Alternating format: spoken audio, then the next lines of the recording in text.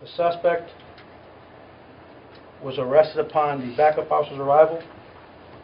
The suspect that took the life of our officer without excuse or justification is an Asian male, 24 years of age. His name is Brandon Montgomery Daniel. He has been in Austin for approximately 1 year, and he moved here from Fort Collins, Colorado, approximately a year ago. We do not know what the motive is at this time, but there's one thing that I wanted to definitively dispel.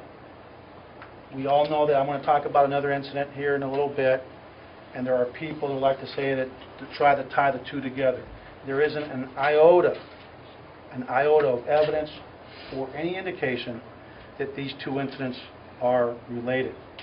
This appears to be a random, violent act of violence on our officer that had nothing to do with the earlier involved officer involved shooting.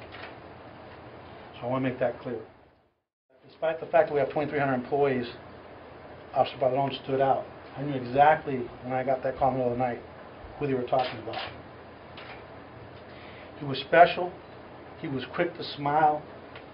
He was a guy that I don't remember ever hearing a cross word from him. You know, we hear a lot of complaints sometimes, and this is a guy, I don't know if he ever had a bad day, and that's what makes it even doubly tragic for us.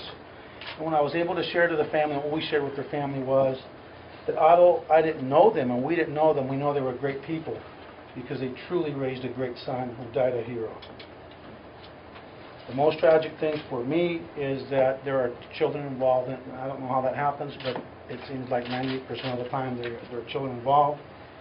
He left behind a 10-year-old daughter, a 6-year-old daughter, his loving parents, and additional family members. As our officer laid down his life in the service of the people of this community to protect the members of the Walmart team and protect the patrons that were shopping in there, we've seen on video members of the Walmart team, after our officer was shot, immediately, without hesitancy, taking action to take that suspect and detain him.